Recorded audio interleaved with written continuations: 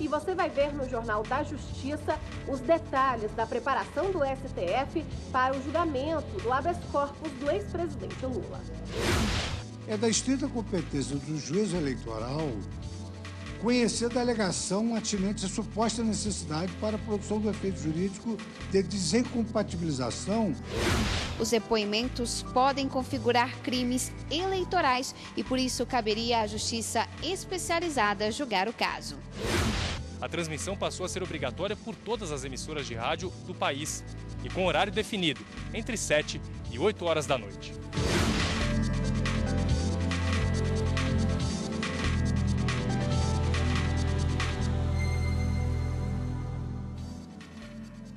Olá, boa tarde. Boa tarde. Daqui a pouco, às 14h, os ministros do Supremo Tribunal Federal julgam o habeas corpus apresentado pela defesa do ex-presidente Lula. Lula foi condenado em segunda instância a 12 anos de prisão. A repórter Evne Araújo acompanha agora ao vivo a movimentação no STF. Tem mais informações. Evne, boa tarde. Oi, Rafa, Cadu, boa tarde a todos que nos acompanham. A movimentação aqui no Supremo Tribunal Federal começou ainda ontem à noite com um pequeno protesto, mas por causa da forte chuva que caiu no centro da capital, esse protesto se dispersou rapidamente. A esplanada dos ministérios está fechada desde a madrugada de hoje por um planejamento de segurança do governo de Brasília. Neste momento, a situação aqui é muito tranquila, apenas com a presença de jornalistas na entrada dos ministros. Mais cedo, eu preparei para vocês uma reportagem para explicar com detalhes o dia aqui no Supremo hoje. São esperadas pelo menos 20 mil pessoas na esplanada dos ministérios. Os órgãos de segurança montaram um esquema especial para receber os manifestantes. As principais vias de acesso ao Congresso Nacional foram fechadas para o trânsito de veículos. O gramado central foi dividido em duas partes, para os movimentos contra e a favor da concessão do habeas corpus ao ex-presidente Lula. No Supremo Tribunal Federal, a vigilância também foi reforçada desde a entrada de veículos oficiais até o acesso do público.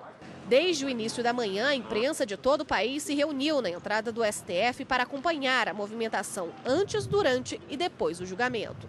A sessão plenária está marcada para as 14h da tarde. A entrada no plenário será por ordem de chegada até que todos os assentos sejam ocupados. A sessão será transmitida pela TV Justiça, Rádio Justiça e pelo canal do Supremo Tribunal Federal no YouTube.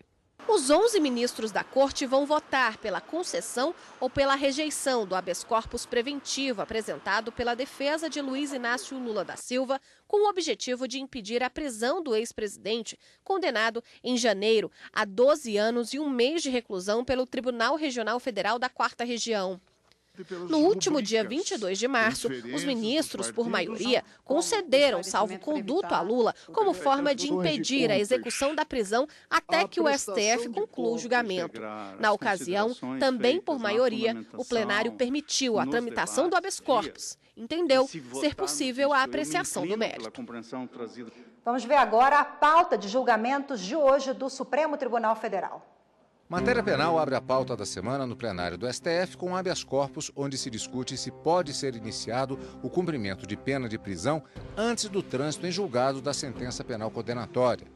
O segundo julgamento sobre o tema matéria penal é uma ação direta de inconstitucionalidade, onde se questiona dispositivos legais que teriam ampliado indevidamente a competência da Justiça Militar. Direito penal e matéria política é o segundo tema do dia, começando com a ação direta de inconstitucionalidade, onde se questiona a resolução do Tribunal Superior Eleitoral que proibiu a realização de propaganda eleitoral via telemarketing. Outra ação direta de inconstitucionalidade sobre o mesmo tema trata das leis de criação e fusão de partidos políticos. O tema seguinte é servidor público, com uma única ação, onde é questionada a constitucionalidade de dispositivo da Constituição do Paraná, que proíbe a realização de provas orais em concursos públicos com caráter eliminatório. Fecha a pauta o tema Direitos Fundamentais, com recurso extraordinário, onde se discute sobre o alcance da exigência de aviso prévio à autoridade competente como pressuposto para o legítimo exercício da liberdade de reunião. Mais informações sobre a pauta de julgamentos no site do Supremo Tribunal Federal, stf.jus.br. E para falar sobre a pauta de julgamentos do STF, nós conversamos agora com a consultora jurídica da TV Justiça, Gisele Reis. Boa tarde, Gisele. Boa tarde, Rafaela. Boa tarde, Cadu. Boa tarde, Gisele. Gostaria de começar perguntando o seguinte, é um habeas corpus especificamente, que é o grande destaque da sessão plenária de hoje, e que trata da questão do ex-presidente Lula. Mas existe um debate também relacionado à questão da prisão, da possibilidade de prisão com o julgamento ainda na segunda instância, havendo possibilidade de recursos serem apresentados posteriormente, antes de chegar ao chamado trânsito em julgado. No caso, o habeas corpus é específico em relação ao ex-presidente, mas essa decisão ela pode afetar a questão da jurisprudência da Corte, que atualmente prevê que a prisão em segunda instância já pode acontecer. Exatamente, Cadu. O que acontece? Nós temos ao todo 6 processos que estão na pauta. Esse é o primeiro item da pauta e ele discute exatamente essa possibilidade ou não de se começar a cumprir uma pena a partir do momento em que há uma confirmação de uma sentença penal condenatória em segunda instância. Então, a grande discussão é saber se há necessidade de aguardar recursos que são normalmente encaminhados para as instâncias especiais, como o recurso especial no âmbito do Superior Tribunal de Justiça e o recurso extraordinário no âmbito do Supremo Tribunal Federal. Então, a grande discussão que se tem a partir desse caso concreto do habeas corpus, que realmente esse habeas corpus é um instrumento de caráter subjetivo, ou seja, os ministros, ao analisarem esse habeas corpus, estarão resolvendo o pedido que foi feito pela defesa do ex-presidente Lula. No entanto, aqui no Supremo Tribunal Federal, nós temos outras ações que tratam do tema, são 2 ações declaratórias de constitucionalidade e também o Supremo já teve a oportunidade de reafirmar uma jurisprudência que foi, na verdade, alterada em 2016, no julgamento de um recurso extraordinário, com repercussão geral reconhecida. Esse julgamento, inclusive, foi por meio do plenário virtual, onde o Supremo reafirmou o posicionamento no sentido de que é possível o cumprimento antecipado da pena a partir do momento em que se tem a confirmação da condenação feita pela segunda instância.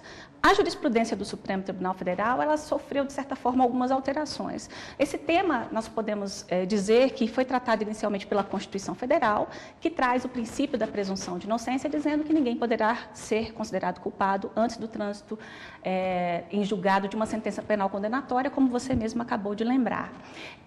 Nós tivemos, no curso dessa jurisprudência, no Superior Tribunal de Justiça, por exemplo, uma súmula de número 9, que dizia que essa prisão, ela não poderia que a presunção de inocência não impediria o estabelecimento de uma prisão para recorrer. Mas, Gisele, a prisão pode ser decretada, não é automática, não é isso? O que nós temos dentro dessa evolução da jurisprudência, como eu estou explicando, no STJ havia uma súmula, a súmula número 9, que previa que a decretação da prisão para recorrer não ofenderia ao princípio da presunção de inocência.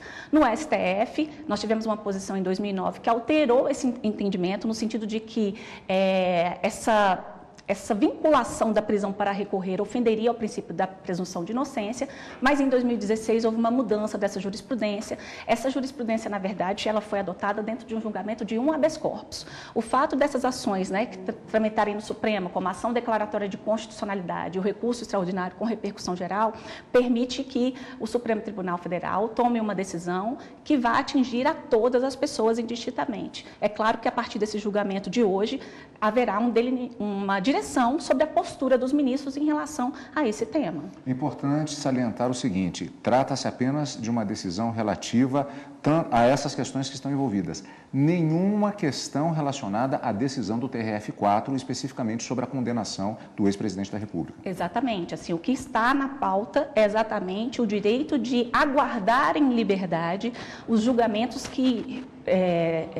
os julgamentos de recursos em instâncias superiores, como o Superior Tribunal de Justiça e o Supremo Tribunal Federal. Até porque o Supremo não é revisor de provas, né, Gisele? Não se admite a possibilidade de revolver essa matéria probatória no âmbito dessas instâncias superiores. Só questões, no caso do Superior Tribunal de Justiça, ofensa à lei federal. No caso do STF, ofensa à Constituição Federal. Obrigada pelas informações, Gisele. Eu que agradeço. E lembrando que você vai acompanhar a sessão do Supremo Tribunal Federal logo mais comigo e com a consultora jurídica da TV Justiça, também junto com a Gisele, é claro, a Karina Zucolotto. É a partir das 14h e nós contamos com a sua presença. E você vai ver ainda nesta edição do Jornal da Justiça as decisões das primeira e segunda turma do Supremo Tribunal Federal. Os depoimentos podem configurar crimes eleitorais e, por isso, caberia à Justiça especializada julgar o caso.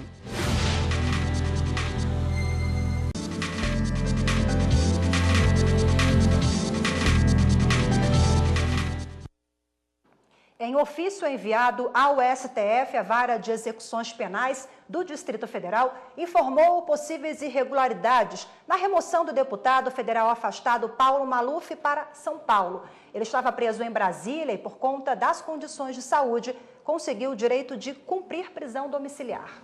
Mas, segundo a juíza de Brasília, Paulo Maluf não compareceu à audiência no dia que recebeu o alta hospitalar para a definição das condições da prisão domiciliar. A magistrada também encaminhou ao STF laudo elaborado pelo IML sobre as condições de saúde do deputado e solicitou orientação quanto à destinação que deverá ser dada ao processo contra o deputado afastado, já que ele não está mais preso no Distrito Federal. A primeira turma do STF negou o pedido de aposentadoria de conselheiro afastado do Tribunal de Contas de Mato Grosso. Ele e outros conselheiros do Tribunal de Contas são suspeitos de participar de um esquema de corrupção no Estado. O conselheiro do Tribunal de Contas de Mato Grosso, Antônio Joaquim Moraes Rodrigues, e mais 4 conselheiros foram afastados do cargo pelo Supremo Tribunal Federal em 2017.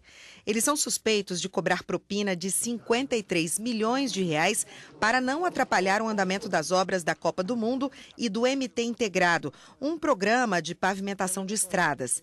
O relator, ministro Luiz Fux, suspendeu o processo de aposentadoria e agora, na análise do recurso da defesa do conselheiro, negou o pedido. Ele quer se aposentar para concorrer. Eu digo, é da estrita competência do juízo eleitoral conhecer da alegação atinente à suposta necessidade para a produção do efeito jurídico de desincompatibilização de aposentadoria do servidor que se encontra faticamente afastado das funções inerentes ao cargo, competência essa que não pode ser estendida ao juízo criminal. E por isso eu estou negando o provimento ao agravo regimental. O ministro Marco Aurélio entendeu que não havia obstáculo para a aposentadoria, mas os outros ministros seguiram o relator e o recurso foi negado. A primeira turma também julgou habeas corpus de acusados de tráfico de drogas, entre eles o de Jasson Neres de Souza. O réu e mais 39 pessoas foram presos preventivamente na Operação Ibris, que investigou uma organização de tráfico internacional de drogas. A defesa de Jasson de Souza pedia ao Supremo para manter a liminar do ministro Marco Aurélio, que soltou o réu. Estou deferindo a ordem presente o excesso de prazo. As ordens, nos 2 habeas corpus. Mas os outros ministros discordaram e o pedido de habeas corpus foi negado. As delações de executivos da Odebrecht envolvendo a cervejaria Petrópolis vão ser enviadas à Justiça Eleitoral. A decisão é da segunda turma do Supremo. Na mesma sessão, os ministros ainda julgaram recursos contra decisões de mandados de segurança de relatoria do ministro Dias Toffoli. As ações questionavam ato administrativo do Conselho Nacional de Justiça. Os ministros julgaram conjuntamente os 3 recursos e, por unanimidade, seguiram o entendimento do relator ministro Dias Toffoli. Segundo ele, o ato administrativo do Conselho Nacional de Justiça, que determinou a anulação de diversos registros imobiliários no município de Porto Nacional, no estado de Tocantins, não pode ser questionado pelos autores, porque eles não eram titulares dos registros dos imóveis, mas apenas detentores das terras. O ato do CNJ versou sobre domínio do imóvel e, nesse passo, o possuidor não conta com legitimidade ativa para ajuizar medida judicial, objetivando a anulação de decisão proferida em sede de procedimento administrativo que alcança tão somente o poder público e o detentor do domínio, em caso o Estado Tocantins. Examinando esta matéria na estrita cognição do mandato de segurança, não me parece que outra deve ser a conclusão, senão a que chegou o eminente ministro Dias Toffoli, precisamente concluindo pela ausência de legitimidade ativa ad causa em se tratando da ação de mandado de segurança. A turma também determinou o envio à Justiça Eleitoral do Distrito Federal das cópias das delações da empresa Odebrecht sobre a suposta parceria entre a empreiteira e a cervejaria Petrópolis para doações eleitorais. Os ministros seguiram o entendimento do ministro Dias Toffoli. Para ele, os depoimentos podem configurar crimes eleitorais e, por isso, caberia à Justiça Especializada julgar o caso. A segunda turma também manteve decisão determinando que o empresário German Efromovic deve ser comunicado sobre a existência de ações contra ele em andamento na Inglaterra. Os ministros consideraram que a carta rogatória apenas tem como fim promover a citação do empresário para que ele saiba do que se tratam as ações e possa se defender. Pedido este de ciência provindo de uma autoridade judiciária exterior, de uma nação amiga, e que deve ter uma tramitação, inclusive preferencial, e com relação à qual não se pode exigir maiores formalidades. A Procuradora-Geral da República, Raquel Dodge, denunciou ao STF o deputado federal Vander Lubê, de Mato Grosso do Sul, por supostas irregularidades na prestação de contas da campanha de 2010.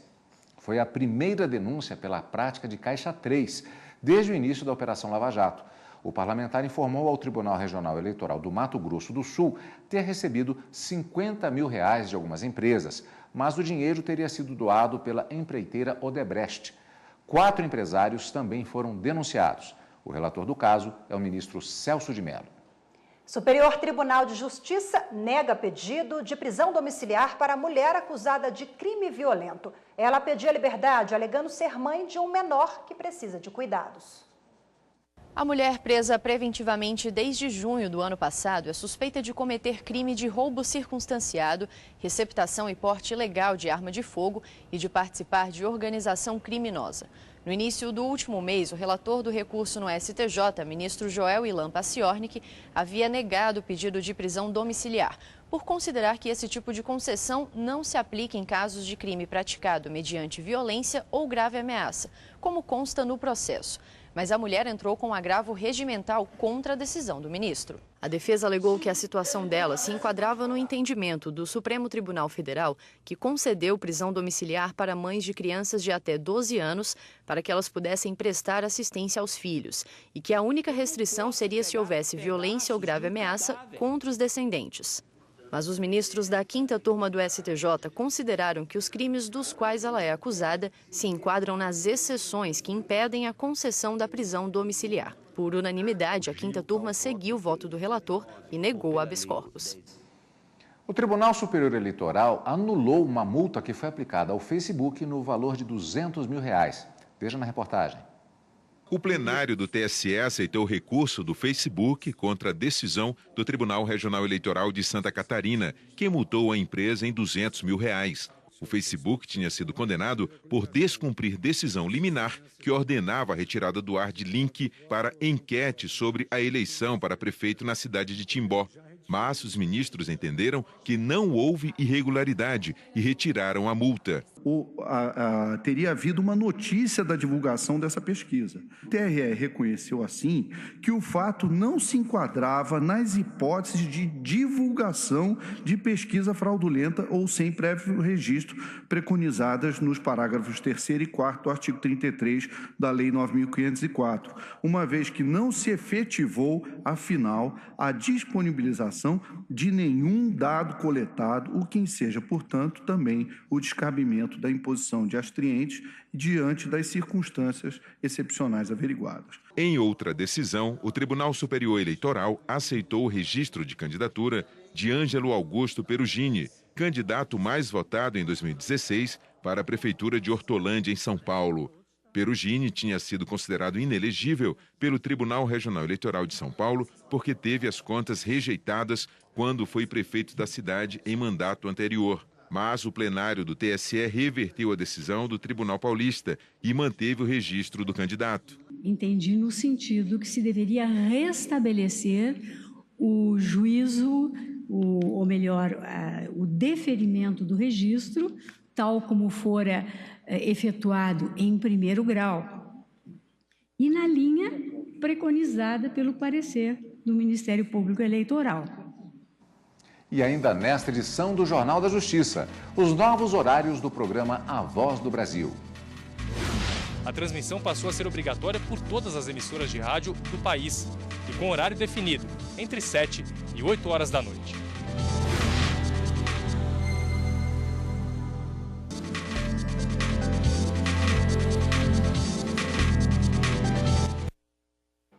Revista Veja terá que pagar indenização por danos morais ao ex-presidente Fernando Collor de Mello, devido à publicação considerada ofensiva na versão eletrônica da revista. A decisão é da 4ª turma do Superior Tribunal de Justiça.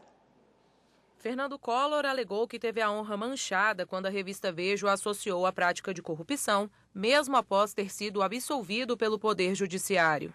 O Tribunal de Justiça do Rio de Janeiro considerou ofensiva a chamada de uma reportagem que dizia mais informações sobre os corruptos e nomeava entre os citados o ex-presidente da República. Por esse motivo, estabeleceu o pagamento de indenização de R$20 mil por danos morais a Fernando Collor de Mello, que atualmente é senador pelo estado de Alagoas. A editora Abril, responsável pelo conteúdo publicado na revista Veja, recorreu ao Superior Tribunal de Justiça. No entanto, os ministros da 4ª turma confirmaram decisão monocrática do relator, desembargador convocado Lázaro Guimarães, que entendeu ser razoável e proporcional ao dano moral sofrido o valor determinado pelo Tribunal de Justiça Fluminense. Ainda segundo o relator, para alteração do entendimento de segunda instância, seria necessário o reexame de provas, o que é vedado pela súmula 7 do STJ. A Escola Nacional de Formação e Aperfeiçoamento de Magistrados do Trabalho, ENAMAT, recebeu representantes da Embaixada dos Estados Unidos que apresentaram proposta de intercâmbio para a troca de informações trabalhistas. A intenção é passar informações de como o Instituto Americano funciona em troca de conhecimentos sobre a atuação do sistema brasileiro. O diretor da ENAMAT, ministro Vieira de Mello Filho, considerou a sugestão bem-vinda e esclareceu que vai submeter a proposta para a avaliação do Conselho da Escola Nacional. É uma experiência interessante, eu acho que a magistratura brasileira trabalhista tem que estar aberta a todas as experiências para que possamos avaliá-las e estabelecer necessariamente as possibilidades diante da nossa jurisdição. Eu acho que a vivência prática do direito e em diferentes sistemas ela é fundamental para que nós possamos aperfeiçoar os nossos e reciprocamente trabalharmos com essa perspectiva. O ministro Vieira de Mello Filho entregou aos integrantes da Embaixada Americana livros com informações sobre o funcionamento da ENAMAT, além do relatório da última gestão da escola. O presidente do TSE, ministro Luiz Fux, recebeu representantes de partidos políticos para tratar da prestação de contas anual com uso do sistema desenvolvido pelo tribunal. O balanço financeiro é obrigatório para as legendas.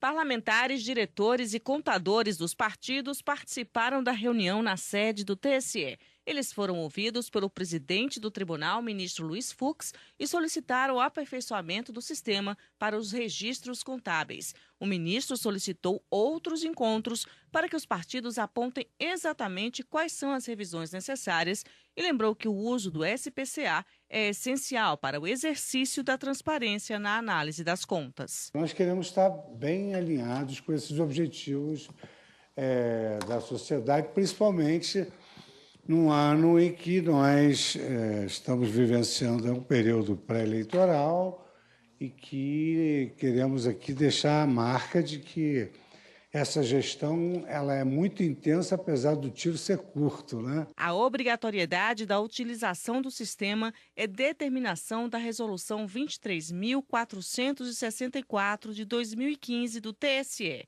O objetivo é uniformizar e acelerar o controle das finanças.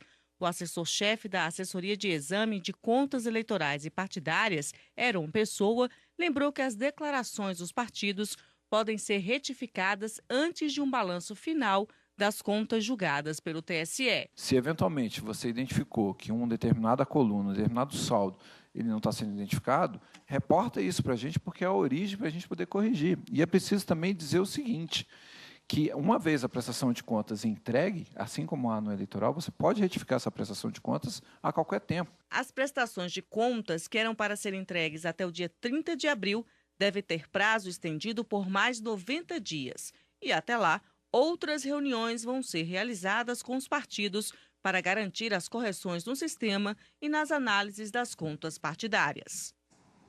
Rafaela, quem liga o rádio entre 7 e 8 da noite já sabe o que vai encontrar. A Voz do Brasil. O programa com hora marcada é companheiro dos ouvintes brasileiros há mais de 80 anos. Pois é, Cadu, mas a partir de agora, a Voz do Brasil vai poder ser acompanhada em horários diferenciados, até mesmo durante o dia.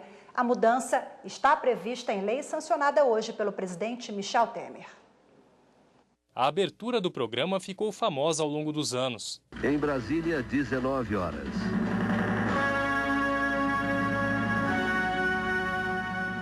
Desde 1935, a Voz do Brasil leva aos 4 cantos do país notícias do poder público. No começo eram apenas informações do Executivo, mas nos anos 60, as informações sobre o Legislativo também passaram a ser divulgadas no programa.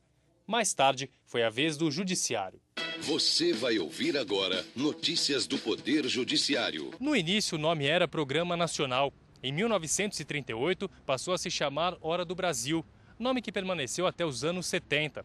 O conteúdo principal, notícias do Poder Executivo e discursos do Presidente da República. Naquele mesmo ano, passou a ser obrigatória a transmissão em todas as emissoras de rádio do país e com horário definido, entre 7 e 8 horas da noite. Mas a partir de agora os horários poderão ser diferentes. O projeto de lei 595, que tramitava no Congresso Nacional desde 2003, foi aprovado e sancionado hoje pelo presidente da República em uma cerimônia no Palácio do Planalto, em Brasília. Com as mudanças, as emissoras de rádio vão poder transmitir o programa entre 7 e 10 horas da noite. Caso elas alterem o horário do programa, vão ter que fazer a divulgação todos os dias.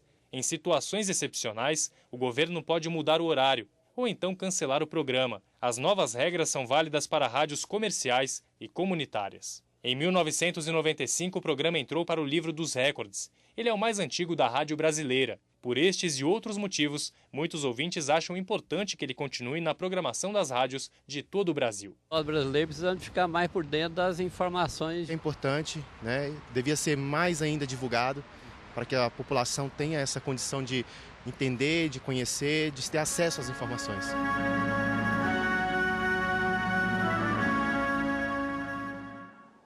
Pois é, hoje nós ficamos por aqui, mas lembrando que o Jornal da Justiça quer mostrar vídeos de todos os cantos do Brasil. Grave uma história interessante no seu celular e mande pra gente.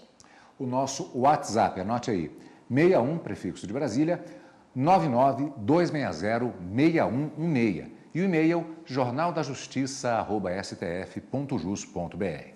Hoje nós ficamos por aqui.